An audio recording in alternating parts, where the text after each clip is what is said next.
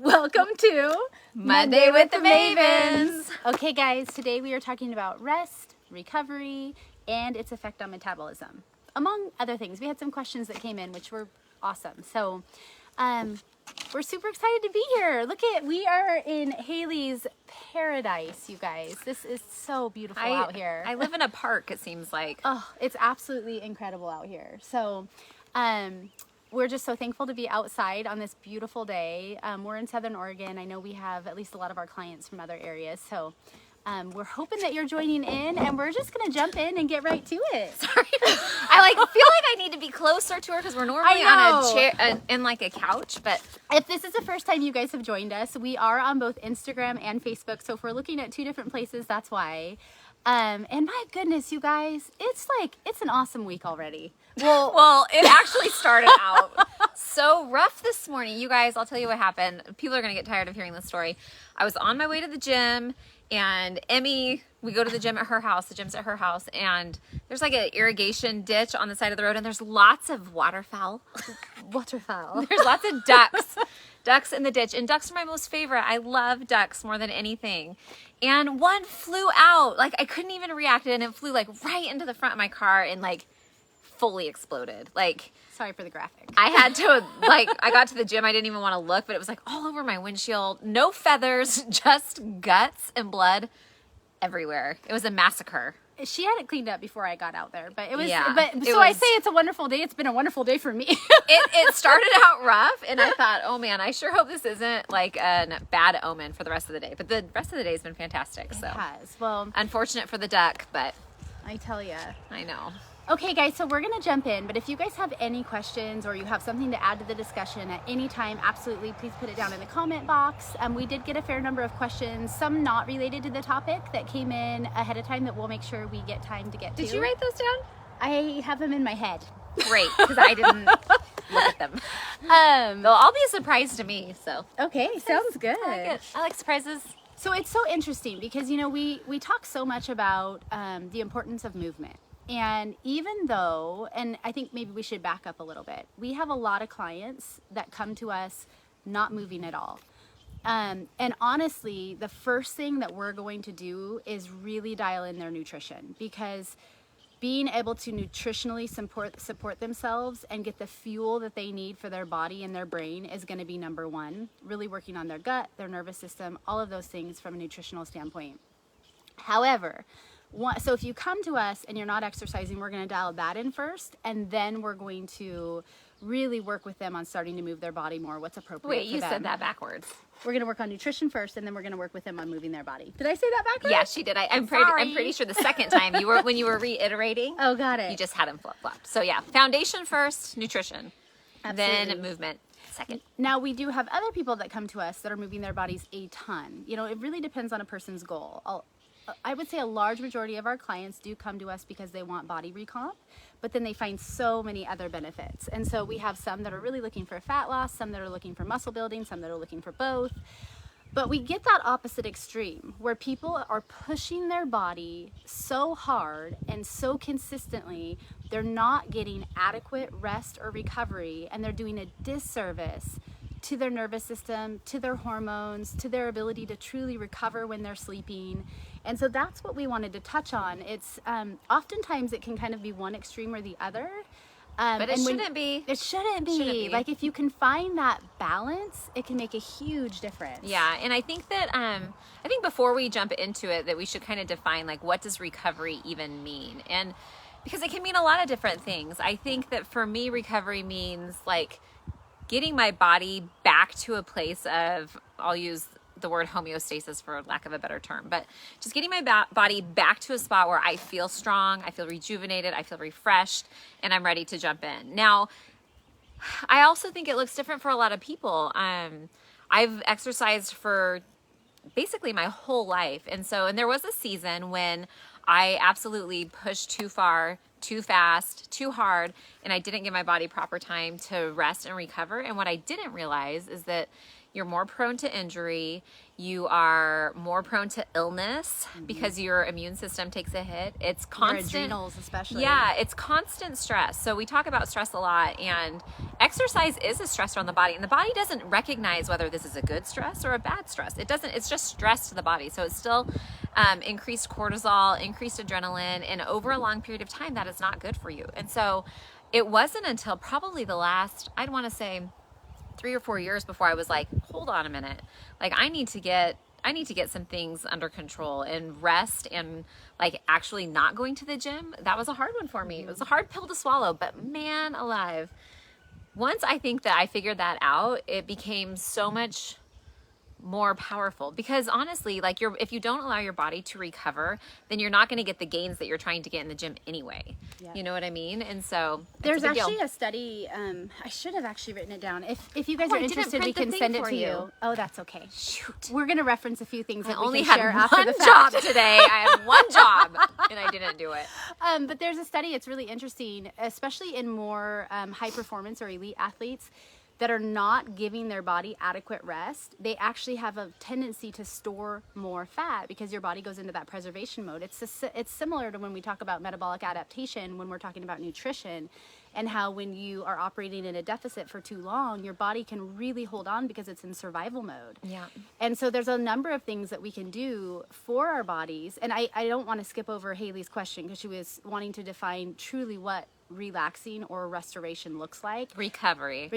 And there's really two types. There is true recovery and there's active recovery. Yeah, well, and I think that there's physical recovery, and then there's psychological and mental recovery too, because it plays a big part. And I don't know that we're going to get too far into this because it's kind of into the weeds, but you can be 100% physically recovered from a workout. Let's say I work out on Monday and then I don't go to the gym again for 2 or 3 more days. My body is fully recovered to the point where I can exercise those same muscles again if I need to. However, mentally, if I have a bunch going on, I may not be mentally recovered enough to go into that workout to the best of my ability. And so I think it's something to consider. It is, and like I'll give a tangible example. I wear an Oura ring. So for those of you that don't know what that is, it tracks a lot of my data.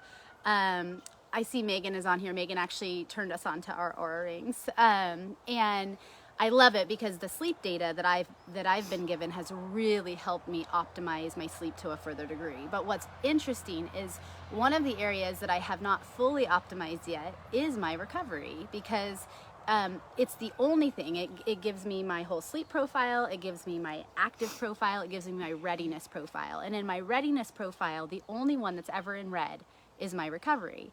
Because is it your HRV?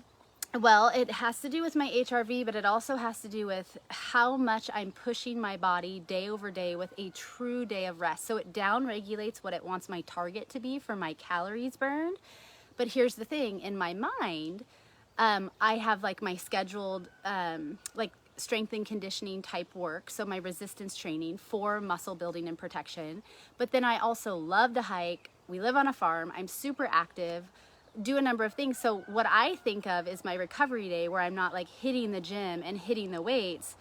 I still might get 30,000 steps in, and like that's really taxing to my body. And so it's not actually recovery. It's not. And so it's like truly allowing your body to and I always think, okay, well, I'll just have an active recovery day. Well, I think we need to be honest with ourselves. Are we actually allowing our bodies to recover? And it doesn't mean like sitting around on the couch doing nothing. That's not what we mean when we say like you need to take a day to recover. It just means like don't go to the gym and work those muscles that you've been working all week. It might mean like go for a walk with your family. Maybe don't do a bunch of heavy lifting like around the farm, or build a deck, or climb a mountain. Like maybe it means like hanging out with your family, playing games, or playing soccer outside with your kids or whatever. It doesn't have to be laying around on the couch watching Netflix, although sometimes that's warranted also, I think. And the other thing that I think we need to define, and we're going to jump into some nitty-gritty here in a minute, is it looks a little bit different for everybody. So if your primary mode of activity is walking, you're not going to need as much recovery as if you're trying to build muscle and you're working your muscle groups, and you really need to allow those muscles to recover so they can build. If you have the goal of building muscle, which I I think regardless of if you're trying to build bulk or you're just trying to have some muscle, because muscle can equal longevity, muscle will equal greater health, muscle will allow you to burn more calories at rest. Protects your bones from osteoporosis. I mean, muscle is real important. It You need to is, scooch and- over just a little bit. Otherwise, you cut your face off of Facebook, and then it's only half Facebook. Well, it'd be 1.5 Facebook. That's hilarious. Sorry. Sorry. But I think that what's so important is that your muscle can't appropriately build without recovery. So like, I just put a couple notes here as far as some of the things that are accomplished when we appropriately rest and recover, which not everybody needs to build rest and recover in if you're actually trying to start to work your body a little bit more. Like it does look a little bit different. So right now we're really talking about those people that are burning the candle at both ends, that are putting a tremendous amount of stress on their nervous system, on their endocrine system, on your gut, really, and you're not allowing your body to restore, to work in proper harmony. Like you are actually harming yourself more than helping yourself when you are overtaxing yourself consistently. So recovery promotes muscle recovery, which is like duh, but when you really stop and think about it, if your muscles can't recover, they can't grow. Yeah. Well, and one thing too, and I think this is really interesting because we think about it, at least I think about it differently. You think about going to the gym and you're going to the gym to work out, to build muscle, right? Well, you actually go to the gym to tear down your muscle. Mm-hmm. That's what you're doing when you're in the gym lifting weights. You're putting little tiny tears in all of your little muscle fibers, and then your muscle doesn't rebuild or repair itself until you go to sleep. That is one of the reasons why sleep is so important, and we push sleep, is your body repairs and restores itself while you're resting, while you're sleeping. So if you're not getting good sleep and you're going to the gym every single day, you were going to wait. No, I'm not going to do it. Anyway, if you're going to the gym every day and you're not sleeping well and you're wondering why is all this pump at the gym happening but nothing is happening on the outside to your physique? Well, it may be that you're not letting your body recover, because you have to recover in order to repair the damage that you're doing in the gym. So that's one thing. You got to think about it differently. You're not going to the gym to build muscle. You're going to the gym to break down muscle, and you're sleeping to build the muscle. And so let's talk about that for a minute, because when we talk about rest and recovery, the best thing you can do for yourself is get deep restorative sleep. Every single night. Every single night. And we've talked about this a ton, so we won't go into, all of the details, but what I will say is if you want a free resource, you can go to our website, macromavens.life, click on the toolbox, and we have what we call our deep restorative sleep protocol. I think it's just called the deep sleep protocol. Deep Next sleep time protocol. I'll bite your finger. So deep sleep protocol, and it really breaks down some of the things that you can do to help set yourself up for not just quantity but quality, because the more deep sleep and REM sleep you can get, the more efficient of a sleeper you can become. That's when our cells clean themselves out, our bodies repair themselves, and like Haley said, like the work happens in our muscles. And so prioritizing sleep is so critical. Yeah. So critical. Yep. That's why we created a supplement for it. Yeah, it's so true. And oh my gosh, we could go into this forever, but my data, I have been able to optimize every single category, and sleep was my nemesis for a long time. And I am a different person, when I can just get that restorative sleep. My brain is sharper. I have more energy throughout the day. She's way more fun to be around. She's less cranky. Was I ever cranky? No, that's the joke. That's the joke. If anybody knows Emmy, they're like, she's crazy. Haley's crazy. Oh, whatever. No, but we're all more pleasant to be around when we get good sleep. Oh my gosh. It's same for a kid. For anybody, you can see it when there's a lack of sleep, and sometimes you don't know, if there's interruptions in your room, if your animals are in your room, if you're sleeping with the TV on, if you're exposed to blue light right before you go to bed, if you're eating too close to bedtime, if you don't have a dark, cold, inviting room, if you're stressed about something, if you're not making a plan for the next day. If your spouse is stressed about something and isn't sleeping well, it can disturb your sleep. Yeah, all of those things. And there's some really easy things that you can do to help set yourself up for better sleep. So I would absolutely say number one for rest and recovery is sleep. Yep. And then you're going to look at how you're actually building rest and recovery into your days. Yeah. So we talked about wrote some notes today. Look too, at guys. you. Yeah, but mine are different. Mine are a little bit more specific to I other love stuff, it. which we'll talk about later. Okay, I like it. Okay, so we talked about promoting muscle recovery, like as one of the reasons why rest and recovery are so important. Important? Earlier today, we were on a client Zoom, and she said important, like normal people, and I was so proud of her. I was like, what? I like Enunciation. enunciating my T's. Yes, she does. It's very important to her. Okay, rest and recovery can help overcome adaptation. And I know we talk about metabolic adaptation from a nutrition standpoint, but when you think about constantly tearing your muscles down, if you don't allow them to recover, you're not going to allow them to build to the next level. And so I think we've already touched on that to some degree, so we don't have to jump back in there. Yep. It can also prevent overtraining. Haley has already touched on this, but injury prevention is huge when you see especially more elite athletes that are not appropriately getting recovery in there. And recovery can look different. Like it can be from a supplement standpoint, it can be from a true rest standpoint, it can be from an ice standpoint, it can be from a sauna standpoint, it can be from a breathing standpoint. Like there's a lot of ways to help your body recover faster. But the biggest thing outside of sleep is not overtaxing yourself consistently. Yeah. I also, you mentioned it, and maybe we'll get into this in a little bit, but, and in fact, I'm sure we will, even though I haven't looked at your notes, I kind of know where your brain goes. So maybe I'll wait. No, go for it. Okay, well, just a couple of things too, like, as far as recovery goes and using some different therapies. Were you going to get into that later? Yeah, but let's do it now. Okay. No, let's wait. Okay. We'll wait till we're done talking about these things, and then we'll give you some tips and tricks that you can incorporate into your daily routine in order to help you recover faster. Perfect. How's that as a lead-in? I love it. I love it. And once again, if you guys are just joining us on here, please feel free to join the discussion. Let us know what questions you have. For those of you that sent questions in ahead of time, we will absolutely be getting to those. If you sent them in within the last 30 minutes, we might not have seen them, so you can go ahead and put them in the comment box. But if you have tips, if you have questions, absolutely let us know. Some of the things that we are going to be talking about today, we have written resources for on our website, macromavens.life, on the toolbox. They're all free. She looks at me like I've got something else to say, but she's the one with the list. What's next? Okay, well, promotes relaxation. And when I say that, What promotes relaxation? rest and recovery. Oh. Which is like, duh, once again. However, true relaxation, where we're tapping in to our parasympathetic nervous system. And so we have our sympathetic nervous system, which is like our fight and flight. And that's when, well, we've talked about this a lot before. Your cortisol is going to be higher. Your adrenaline is going to be higher. You're taxing your adrenals. Yeah. You're ready to fight, and you're ready to flight, or you're ready to freeze. Yeah.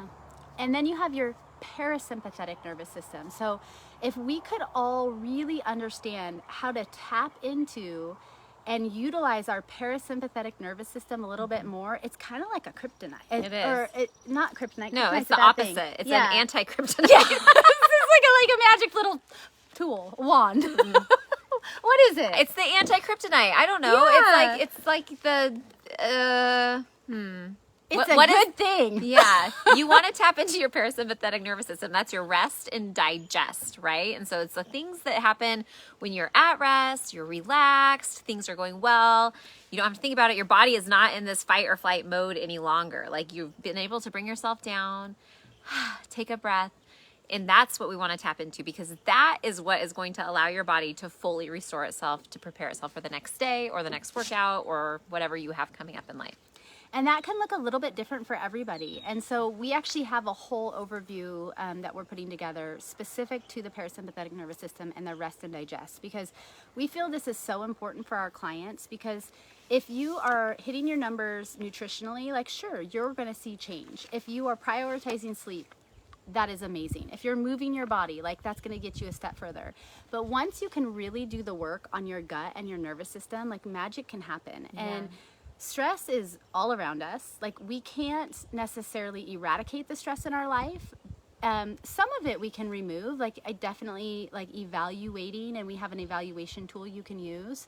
But the bigger thing is learning to become more stress resilient, how you respond to stress, regardless of what kind of stress it is, and having tools in your toolbox so that you understand that you can recognize it, that you understand how you can use your breath as a tool, how you can use gratitude as a tool, how you can use active recovery as a tool. There's a number of things, and it's a little different for everybody. Some people, even music can help them tap into their parasympathetic nervous system a little bit more. Nature is huge for me. Yeah. Those moments where you're relaxed and you can hear your stomach gurgling, pay attention to that, because oftentimes that is your body going into your parasympathetic and your digestion starts kind of going into overdrive, which is a very good thing. Like, we need to be able to effectively digest our food. Yeah. And, you know, if you're a data collector, like, and if you have an Oura ring, one thing that I'm just now, I don't fully understand it. I'm just now kind of getting into it. I had mentioned it earlier, is heart rate variability. So your HRV, when your HRV is low, it means that your body is responding to the stressors in your life, be it from your sympathetic nervous system or your parasympathetic nervous system.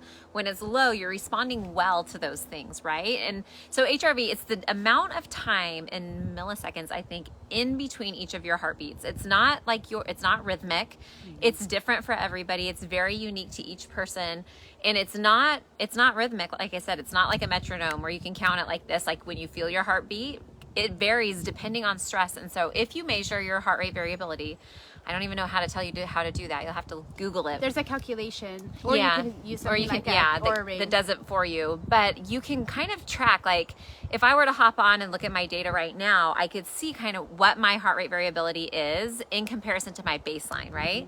And I can see, like, my body, I'm not physically exerting myself currently, but maybe if I feel a little bit stressed because I'm talking to a bunch of people online, which I don't feel stressed, but maybe my heart rate is suggesting otherwise. And so it's a really great tool that I really want to learn more about. And you can oftentimes look at your data with your HRV and you can see, like, when you're going to get sick. Like, oftentimes before you get an illness, or if your body starts fighting something that you don't have symptoms to yet, your HRV will shift, it'll change, and it's a trigger for you to realize, like, okay, my body is fighting something, my body is stressed out about something that maybe I don't even feel or don't even recognize yet, and then you can tap into that and then help yourself to recover even faster. So I think it's really interesting science. I think it's great data that we should all be a little bit more mindful of, and I'm super looking forward to kind of learning more about myself and what that looks like.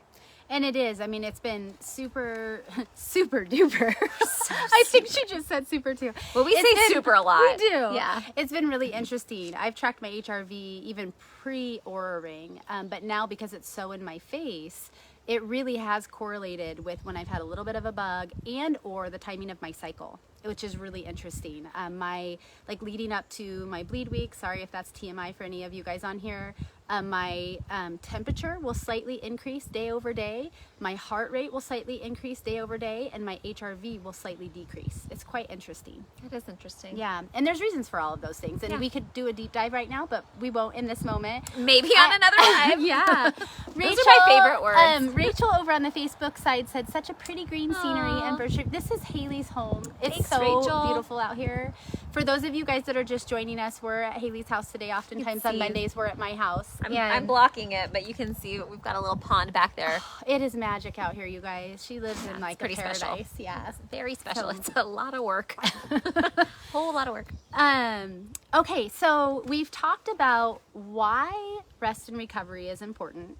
And what that can do for you. We've also talked about how it's a little bit different for everybody. If you find yourself in the camp of feeling like you have to push it hard every single day physically, you might be doing yourself a disservice. This isn't as much for people that are just starting to move their body every day. We want you to do that. This is really for those people that feel like you are underachieving if you are not physically demanding on your body every single day. And that is real. That is a real place. Yeah. And honestly, I think that it is, well, gosh, I've been there, and it's just not a healthy place to be.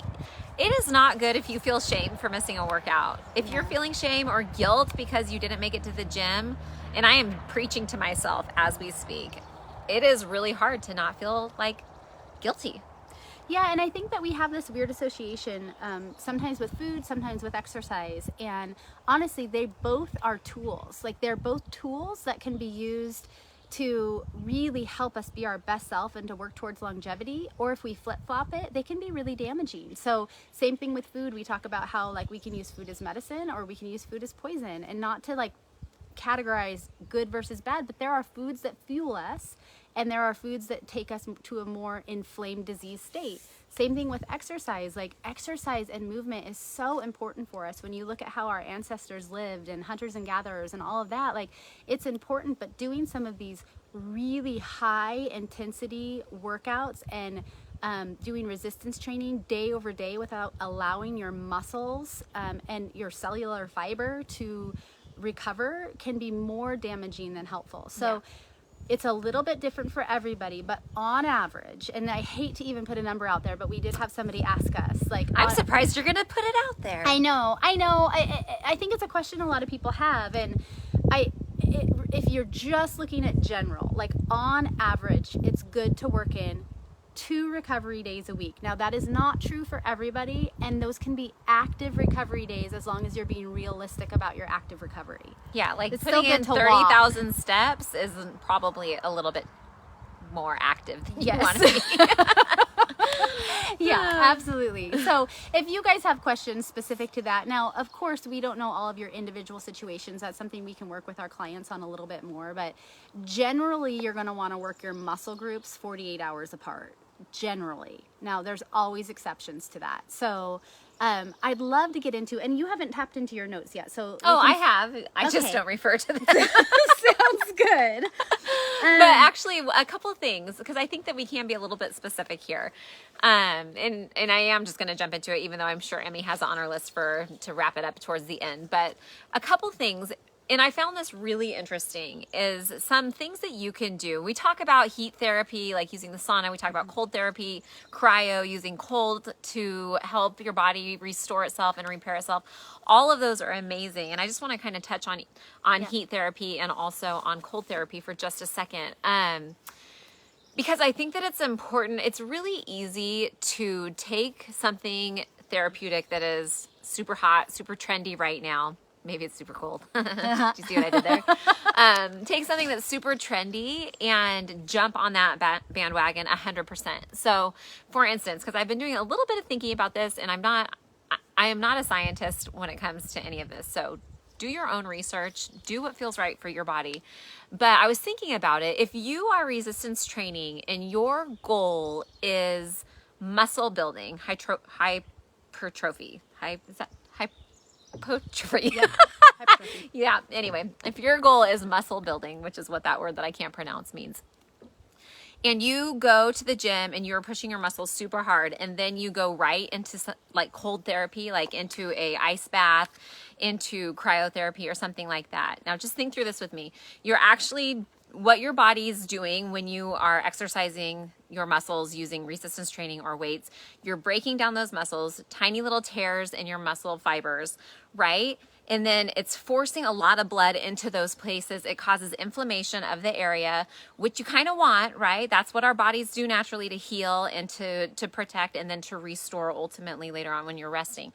If you go from the gym lifting heavy weights and then you go right into an ice bath or right into cryotherapy, it kind of stops the cellular process of what's taking place with the inflammation, and it dampens it, right? It's not going to fully get rid of the inflammation because your body has to deal with the breakdown of those muscles. But depending on what your goals are, if your goal is muscle building or your goal is like endurance training, your recovery is going to look different. Like you might have somebody who is trying to run a marathon, and I think that like doing cold therapy for somebody who's going for a run and then they hop in a cold bath or cryotherapy might be a little bit more beneficial for them, because you don't necessarily want the inflammation in those muscles to be like you would if you were a heavy lifter and wanting to, you know, build your physique in that way. Whereas I think that like we kind of blanket all recovery as like recovery, when you really need to kind of think about the way that what your goals are and what would be best for your recovery. Now, if you're lifting heavy weights and you want that inflammation because you want that extra blood to be in your muscles, then going into like something like a hot sauna, like hot therapy, where you almost create more of an environment of inflammation, might be beneficial for you. Don't take my word on it. I'm just theorizing right now. But I think that there's some merit to that. And I think that diving into like your specific goals and the best way for your body to recover is something that you should look at really specifically. It's not a one size fits all. No. In fact, I'll just give another tangible example. And I'm sorry to use myself so much, but that's what I know most intimately. And we have a sauna and we have a big kind of shared cold plunge at our farm. And for me, because I have a tendency to really overtax my nervous system, if I'm finding that I am slightly immunocompromised and or am in a really high season of stress, even if I have good tools for stress resilience, going in the cold plunge is not going to serve me best because it's going to overstimulate my nervous system and it's going to tax it more than help it. And so I try to be really self-aware as to when I'm using some of those recovery tools, because like Haley said, it's not a one size fits all. It's always good, always do it, more is better. Like, you really have to understand what is the tool for and how do you use it. Yeah. And so there are a lot of tools, of recovery tools. We've talked about heat, and I think that heat and the sauna specifically from a toxicity standpoint, from a lymphatic standpoint, a circulatory standpoint, like it can be such an amazing thing. I think cold can be such an amazing thing if you understand it, you understand your body, you're in tune with your body, you're in tune with your nervous system, and you're utilizing it in a way that is helping you. I think one of the biggest things outside of sleep, which we've talked about, is breath. Breath and meditation. Those are good for everybody all around, no matter what you're doing to exert yourself. As far as like rest and recovery, like having a breathing practice and or a meditation practice, those two are the anti-kryptonite also for everybody, regardless of what your goals are. Yeah. And so far the three that we can all do that you don't have to necessarily be as self-aware or going to be prioritizing sleep, understand and utilizing breath, and we'll talk a little bit more about that, and also having a gratitude, a prayer, or a meditation practice. It's amazing what a difference that can make cognitively, that taps into our parasympathetic, that helps our nervous system, that helps our gut, that helps our endocrine system, which ultimately helps our metabolism. So like, it's all connected. We talk about that all the time. There's two more also, hydration and nutrition. So it's the easy 5. If you can remember, there are 5 things that everybody should be doing in order to recover themselves. It's those 5. So it's sleep, it is nutrition, it is hydration, it is breath work, and it is gratitude or meditation, however you want to look at it. When we're talking about recovery. Those are the 5 keys to recovery. I feel a flyer coming on you guys. I like it. And it's just so important. So let's talk about breath for a minute. I think have we done a live entirely on breath? Well, I remember laying on your bed and you putting me through a breathing exercise in front of everybody. I love that. Okay. Yeah. Well, hopefully they were doing it too, so they weren't watching you. You were watching me. I could feel your eyes on me. So we won't spend a ton of time on it because we've talked about it a lot before. And honestly, we are not like huge breath experts, but it's something. No, but we want to be. We do, and it's something that we study. It's something that we've taken a couple courses on, I guess you could say. We've read a ton about. We practice ourselves, and it's amazing when you start to learn. And we'll put a couple. We'll follow this up in our stories. We'll put a couple of books that we recommend, and we'll put a couple of free resources that we have that I think could be really helpful for those of you that are more interested in this. But just truly understanding simple breath practices that you can do, one, in how you become more stress resilient, how you're responding to stress in the moment, and 2, how you can get your body into a more relaxed state to tap into that parasympathetic, which will allow you to go to sleep faster and stay in a deeper sleep, or optimize your deep sleep and your REM sleep. Which will help you recover faster for the next thing that life throws at you. And I know it's so easy to be, well, like, we all breathe. We do, but so much of the breathing that most of us do is shallow. And so nasal breathing and really learning how to take a breath through your belly and then expand it into your chest and do measured breathing if you watch your heart rate when you're doing that, like it will steadily and slowly decline. Things like being quiet. Like right now, if we just were quiet, we can hear the birds, we can hear the bees. You can hear the nature. rooster across the street. And you guys, it's getting like, that's a big one for me, and it looks a little bit different for everybody. Sometimes it's music, sometimes it's sitting down and reading something. For me, when I get in nature and I can just, I've always said I just breathe different, and I do. Like it's, and there's actually research behind that. Like if it's not your thing, it's not your thing. But it's amazing what nature can do for. Sorry, I just touched your butt. It's okay. It is amazing what Nothing nature new. can do. So I know we have a tendency to sometimes get down into the weeds, but I do think there's a few other things. Obviously, like we do talk about, we got a laugher over here. We do talk about like sticking to the basics first. Like that's always going to be the best thing. Everything we just talked about is free. I also think that there's a time and a place for some supplementation. Now, of course, always talk to your healthcare provider, especially depending on what medications you're taking, if you're taking anything like that.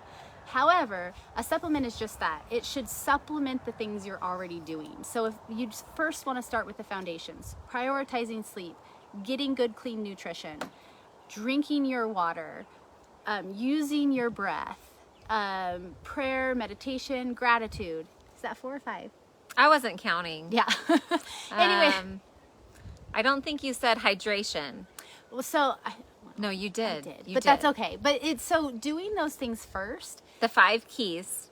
But I do think that there are some supplementation that most of us are deficient in that can really help. And for me, like if I had to pick one supplement specific to recovery, it would be magnesium all the way for me. I take a significant amount of magnesium. I take it at night. So I take some of my supplements in the morning. I take some of my supplements at night. For me, at night, I take my magnesium, I take my omega, I take my probiotic, and I take my super sleep. And that's my nighttime regimen. And magnesium has tremendous benefits in helping our bodies recover. And the reason I take it at night is because it also helps with digestion. And I like to wake up in the morning and do my thing and be on with my day. Same. Yeah. I agree. Yeah. No, magnesium is a great one. I was trying to think of a different one, the magnesium, because I knew you would say that. But magnesium is so good. It is. It's really good. I think that another really good one for recovery that is maybe a little bit underrated, and a lot of people actually take it, is vitamin D. Yeah. Especially Take mine in the morning. Yeah, especially if you live somewhere that tends to have longer winters. Vitamin D, as far as like mental outlook, is a big deal. Yeah. I always know when I don't take my vitamin D, I'm just not as bright and shiny as I could be.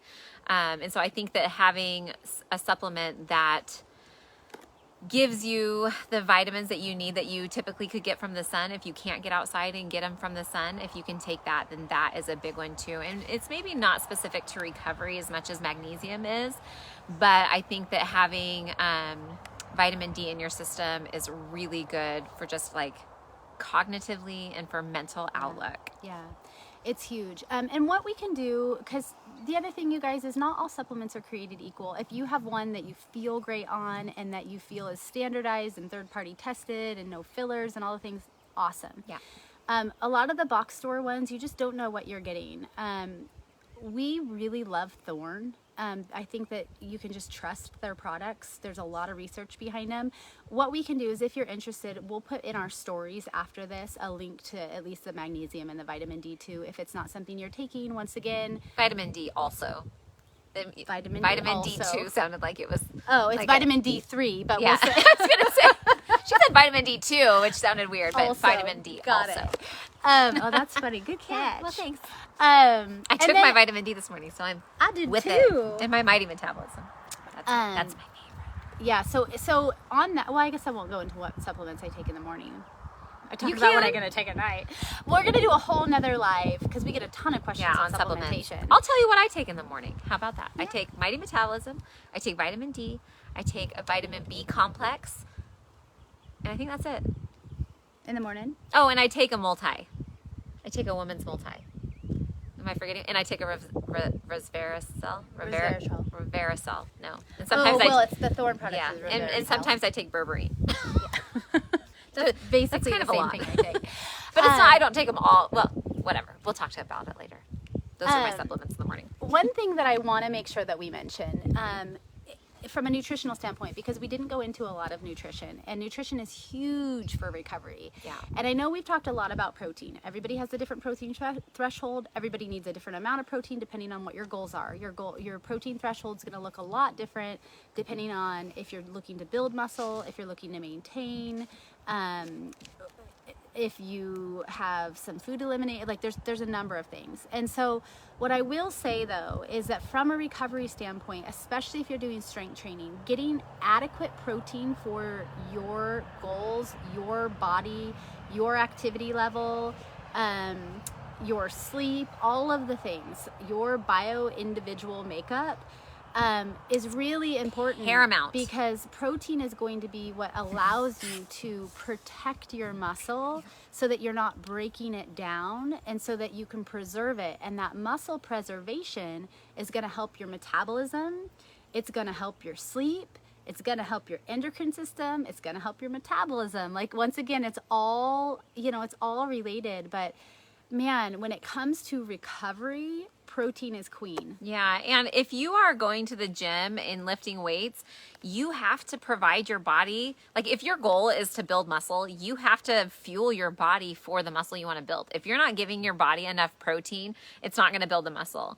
And because you have to have something to build from, right? When you break down your muscle in the gym, you have to have something that's going to help rebuild that muscle, and it's protein. That's just kind of as simple as it gets. You got to have protein. It is. Now, you don't want to go, from 0 to your appropriate number of grams overnight I like either. how you were so, that was really nice. Well, I was going to say 0 to 60, but most people need far more than 60 grams of protein. Yeah. And so If you're only eating 60 grams of protein, please click on the hop on board button on macromavens.life and we'll have a chat. and once again, it really depends, but you'd have to be a really tiny person. Like, never mind. Yeah, like my 10-year-old. Even he Yeah. eats more than 60 grams Yeah, of protein. he does. Anyway. Don't try to increase your protein significantly overnight. You need to slow roll it. Yeah, And otherwise you will be super constipated. you will. Yeah, and that is not comfortable. Water's super important, but you also need to slow roll your protein, and you need to be eating clean proteins. Like, if you start increasing your protein intake and you're getting it from a bunch of processed protein, you're going to do yourself other disservices. Like powders and bars and all that. You don't want to get your protein from that. If you can slowly increase your protein, if you can keep your water intake up, if you can get your protein from whole foods, and if you can understand the association that you need for your body between protein, carbohydrates, and fats, you'll be doing great. So, and that's honestly what we do. So if you guys are curious about that, if you have questions about that, if you want to just do a consult with one of our coaches, that's where the hop on board button comes in, which is on our website, macromavens.life. You click the hop on board. It doesn't commit you to anything, but it does allow one of our coaches to reach out, answer any questions, see if we're a good fit. Do you see the sun shining down in this ray? You I can't know, see it's it on beautiful. Facebook, but on Instagram, Look it's at like that. this halo. Everybody on Facebook's like, what are they doing? Or This is YouTube. interesting. It Yeah. must just be the angle of this one. I think so. Okay, let's answer a couple of questions. Let's do it. That came in. Great. Okay, so one of the questions that came in, and I'm going off of memory, so I apologize. I should have written them down. One of the questions that came in was, will you have, I think the way that they worded it was, will you have as much success if you eat the majority of your food at night? That's a And great their question. goal is weight loss. Okay. I think that I'll just jump in. Yeah. I think that if that is how you primarily eat, like anyway, like 7 days out of the week, then yeah, do that. If that works for you and that's your schedule, then I think that, and you're not mixing it up day to day to day to where one day you're eating most of your calories in the morning, the next day you're eating most of your calories at night, then yeah, it's apples to apples, right? That's what we want. We want consistency through time. So I think that if you're getting most of your calories in the evening and that's just what works for you and your lifestyle, I think that it's fine. And I don't think that it will like impede your fat loss. I don't. Yeah. Because it really is, fat loss is calories in, calories out to some extent, right? Like, Yep. I don't want to dive into the weeds because that's not what this live is about. But yeah, I mean, if you're following your plan and you're staying on target and you're hitting your macros, and you're just doing it at night, then yeah, I think that it's all right. I think where it could create an issue is if that was like if you're seeing a spike in the morning after you got the majority of your nutrients in at night the day before, and that's not typical for you, that's totally normal. Because if you're getting most of your food in and you have a spike the next morning and it's not apples to apples, then your body's going to be holding on to more water because it is retaining water, especially if it's a higher carbohydrate meal. You're going to retain more water. Also, your body probably hasn't fully digested and eliminated a lot of that food, so it won't be an apples to apples comparison as far as the scale goes. So the more consistent you can be with meal times as well, like our bodies thrive off of consistency. Yeah. Yep. So I think that that's huge. Yeah, totally agree. Yeah. But if that's how you live, if that's your daily life, and, That's my husband. Yeah, then cool. Yeah. Okay, we had another I question. I actually, hold on. You might also think about how you're sleeping. Like keep a Yeah. sleep journal, because if you do tend to get most of your calories in before you go to bed, you may have a little bit of disruptive sleeping, because when our bodies are working really hard digesting, and a lot of times we don't realize it because we're up and we're moving around throughout the day digesting our food. So Sorry, that was your reminder, but I didn't want it to stall us. It shouldn't, Okay. but yeah, we have PTSD. Anyway, yeah, so just be aware of your sleep. If it is affecting your sleep, then you might adjust things a little bit. But I will say on that, because, and I know we've talked about Oura rings a lot today, I apologize, but my husband has one good also. data. It's really good data. And, you know, it's always been interesting because we've just always thought, like, he just requires more sleep than me. Like, he's in bed at least a couple more hours than I am. But interestingly, now that we can see our data, I'm actually, well, he's improved for sure because we've switched some things. But even though I'm in bed less hours, I'm actually getting more sleep because my sleep is so much more efficient. And so much of that for him is he eats all of his caloric intake at night. And he eats it close enough to bedtime that his body is still working really hard on digesting that food. So his first several hours of sleep, his sleep-wake cycle is not pretty. And he didn't know that until we started really tracking it. So we've been able to make some shifts. He can't shift, I mean, he could, but he's not interested in shifting his feeding window. But it's been really good data that we could change things. So all of those things play a role. And the more in tune you can be with what you're doing, and the more consistent you can be with what you're doing, your body is going to respond so much faster. Yeah. Okay, another question that we got was on alcohol. How much of a difference in success, I'm paraphrasing the question, but how much different in success can a person have if they choose to eliminate alcohol? Oh man. And that's a big one, you guys. We see this all the time because, of course, like we want our plan to be sustainable. Like that's the whole goal, is that we can partner with our clients. We can really work to crush their goals. We can shed fat. We can protect muscle or build it if they want to. Increase energy, improve sleep, all the things. But we want it to be sustainable. We want them to be able to eat the foods they enjoy to some degree while learning about non-inflammatory foods. Yeah. But also like enjoy themselves from time to time.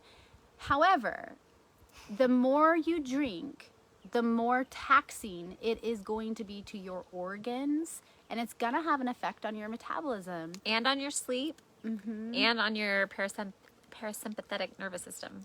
It is. And so the short answer is it better to eliminate alcohol? Yes.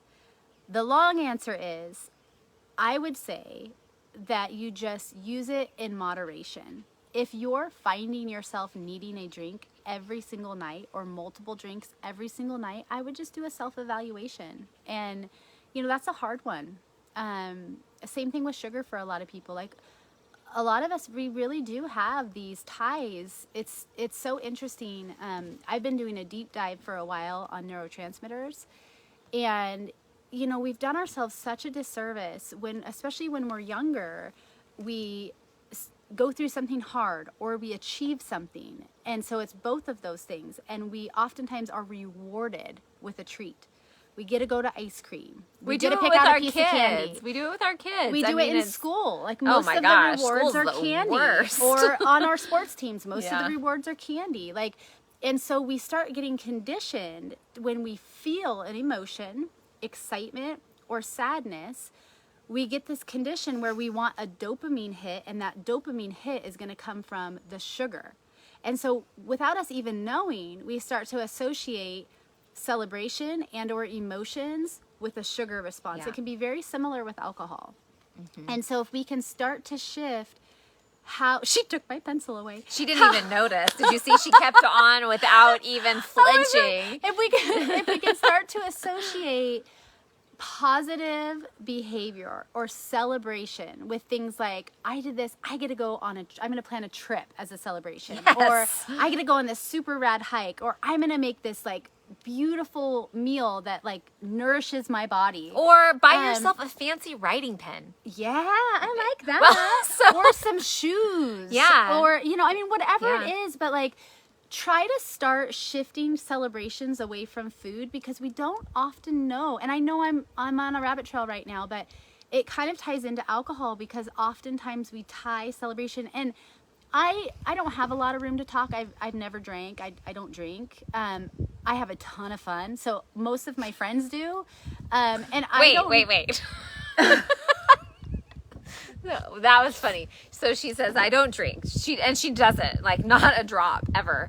And she has a ton of fun, but most of our friends drink because we need to drink to have fun. No. I don't drink very much either, but like infrequently, I would say less than once a month I'll have a drink. Where I was going with that. But I had fun too. Yeah, no. It's that for me, like, I have such a good time. Now, I have very little inhibition. So, like legit, she is basically perma-drunk all the time, but totally sober.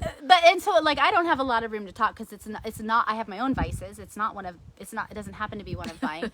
But I will say, like, oftentimes people think that that's needed to elicit socialization or whatever it is. If you want to go enjoy a drink with your friends, like, by all means, do it. Like, just have track a good it time. and own it and Yeah. and move on. And so I guess all of that is to say that yes, alcohol can have an impact on your progress.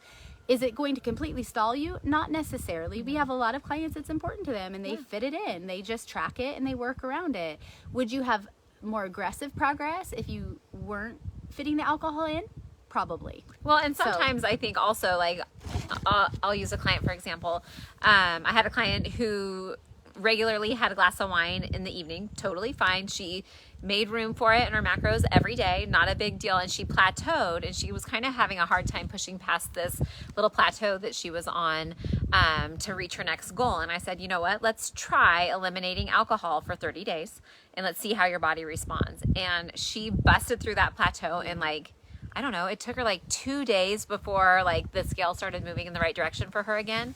And then she's like, man, and then she felt like $1,000,000 too. She's like, I don't wake up groggy. I feel so much more energized in the morning. And so then she's like, she just has a glass of wine every once in a while. And so, like Emmy said, it's not something that we're going to tell our clients, no, you can't drink alcohol. Will we challenge you if we feel like maybe that's what's holding you back from a goal? She took her pencil back.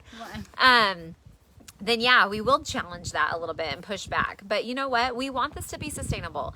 If you really enjoy going out and having a glass of wine with your girlfriends, then by all means do it. Just know that, like, there's consequences. There's consequences to all our actions, be it good or bad, right? Sorry. No, you're if right. if you fuel your body with the proper nutrition, then the consequence is going to be positive, most likely. If you fuel your body with something that isn't good for you, the consequence will be negative. And that the same is true with alcohol, you know? And I mean, and there are lots of studies that you guys can look up about how alcohol affects your sleep, how it affects, you know, your daily outcomes for the consecutive days, what it does to your liver, what it's doing to the inside of you. Like, there's all that data out there that you can look up. And I don't know, challenge you. If you are a heavy drinker and you have physical or mental or cognitive goals that you're wanting to hit, give your body a break. See how it does. I love that. We're going to wrap up here in a minute, but I'm going to... What'd you just write down? Well, you'll see. She wrote a note. I did. While we were talking. Okay, so we'll wrap everything up with a pretty little bow. We'll try to here in a minute. But before we do that, I want to challenge all of you guys to do just a couple things, because we talked about the top 5, 4 of which we can do something about in this moment. So if you're watching, whether you're watching live or you're watching after the fact, first of all, I'd love for you to just take a moment to take a deep, restorative breath.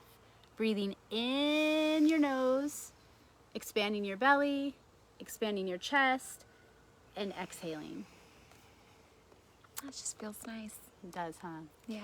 Okay, if you have a glass of water close to you, I challenge you to take a nice, slow sip. This is water. If you It's don't, bubbly, but it's water. if you don't, when we're done with this, I challenge you to go get a jug and set it by you and start with the drink. That was more than That was a one big, sip. big old swig. I hope it's water in there. It surely is. That was 2. We did 2. Okay.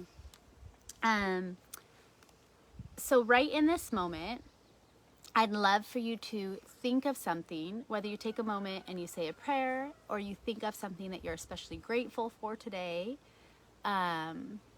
Just take a moment and like really think like, wow, like today I'm grateful for this thing. What are you thankful for?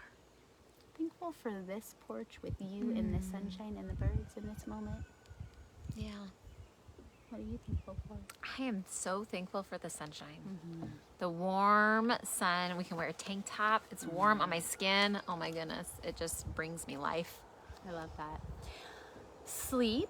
So for tonight, I'd love for you guys, if you don't have it already, to head over. It's a free resource on our website, macromavens.life, toolbox page. It's called the Deep Sleep Protocol. Most of the things on there are absolutely free. I challenge you to do at least 2 things on there that you're not already doing and try to start knocking that down. Make it a habit. Sleep is so important. And then here in a moment when we're done, your assignment is to think about, if you don't already have a plan, whether you're on a macro plan or not, to make a plan for a nutritious, whole food dinner. What are you having for dinner tonight? We are having roasted vegetables. I'm having to, Roasted vegetables. I was trying to think about that because I put a bunch of stuff together last night. We're having salmon, we're having roasted vegetables, we're having potatoes, and my son, I don't know if I'll fit I don't think I'll fit these ones in because I had one of her gluten-free brownies earlier, but my son's making homemade croissants. Oh, that's fun. I know. Yeah. So, yeah, that's what we're having for dinner. Okay, so we just hit the top 5. So when we're talking about rest and recovery, of course, like there's a lot of different things we can do that we talked about as far as just like low intensity steady state movement. So that would be like walking, that would be an active recovery. Truly understanding how to tap into your parasympathetic nervous system more. We talked about utilizing things like cold exposure and sauna, supplementation, but really coming back to understanding if you are overtaxing your body, overtaxing your nervous system, your adrenals, to really try to work in at least 1, if not 2 days of rest, even if it is a effective, active recovery. And then we talked about ways that we can restore our bodies, with the top 5 being, you want me to say them? Oh. I was trying to pass off the Sometimes she gets going and I can just tune out and like listen to the birds and stuff. No, the top 5, we just did it, right? Yeah. We can hydrate. We can breathe. We can nutritionalize our bodies. Eat nutritious food, right? That's the foundation always. I should have started with that. Whole non-inflammatory food. So that's 3. Be thankful. Have a prayer life or meditation that you do. I'm forgetting the last one. Hydration, sleep, prayer, nutrition, and breath. There they are. 1, 2, 3, 4, 5. Write those down. Take some notes, people. It's important. It is important. It is very important. And we hope that you guys can take away a couple of nuggets or 2 from this little chat. If you already have a great practice of resting and restoring your muscles, that is awesome. We would love to know any tips or tricks that you have that we maybe didn't talk about. You can drop them into the comments after we post this. But we would love to know what you guys do if it's anything different. Also, If you are interested in any one-on-one nutrition coaching, you can head over to macromavens.life. Click the hop on board button. It does not commit you to anything. It just starts a conversation. If you're curious about any of the supplements that we mentioned earlier, I think Emmy said that she'll post a link in our stories to our favorites. You can also go to our shop page on our website. That's where we have our Super Sleep and our Mighty Metabolism. We also have a link right there to our top suggested Thorn supplements, just because we love them and we often have clients ask us about supplement recommendations. Yeah, and if you're curious about like, I don't know, if you're curious about any of the supplements, like she said, all of the ones that we have on our website are ones that we think that are legit. If you aren't taking, there's creatine, there's protein, there's all the things that we mentioned on there, which are great options for you if you are looking to supplement what you are already doing. Mm-hmm. And then also some of the new tools that we have, some are just for our clients, but a lot of them are free resources that we put out there. We do have a new stress resilience handout that's not on our website yet. I'll put that in stories. The deep sleep protocol that we referenced is on the toolbox of our website. So we try to keep a lot of resources there, guys. So if you're ever looking for any of the protocols that we talk about, the majority of them are on the toolbox of our website. And we're just so thankful to be here with you guys. Thanks for hopping on, for your engagement, for your questions ahead of time. And we love this community. Yep. We'll catch you guys back here next Monday. I was going to say same time, but our time is a little bit wonky sometimes. So. Actually, we'll catch you guys next Tuesday. Because we are going backpacking for Memorial Weekend. Mm-hmm. So we will actually probably come home with some interesting content. Yes, we will. In fact, if you guys are interested this week, we have a lot of we love to hike, we love to adventure, we love to backpack. And we often do it together, so that's fun. Yes, we do. We're doing it with parts of our families. Our whole families don't get to come. No. But anyways, this week, and probably in stories, we'll be talking a little bit about prepping for adventure, camping, backpacking while on a macro plan. Yeah. So if that's curious to you, if that interests you, then check back here and we'll catch you next Tuesday. Thank you, guys. Have a good week, guys. Bye. Happy Memorial Day weekend. Hey, move your hand.